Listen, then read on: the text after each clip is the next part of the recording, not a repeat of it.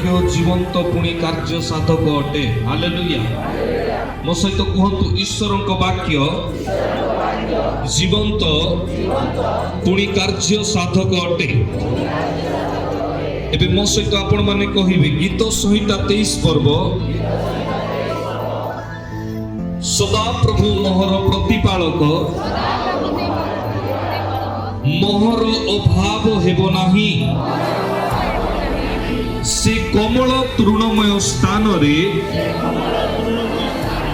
ମତେ ଶୟନ କରାନ୍ତି। ସେ ସ୍ଥିର ଜଳ ପାଖେ ପାଖେ ମତେ କଢାଇ ନିଅନ୍ତି।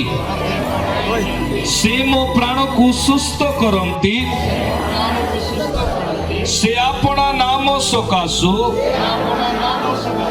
ଧର୍ମ ପଥରେ ମତେ କଢାଇ ନିଅନ୍ତି। ଏଣୁ ମୁଁ ମୃତ୍ୟୁ ଛାୟା ରୂପ ଉପତ୍ୟକା ଦେଇ ଗମନ କଲେ ହେଁ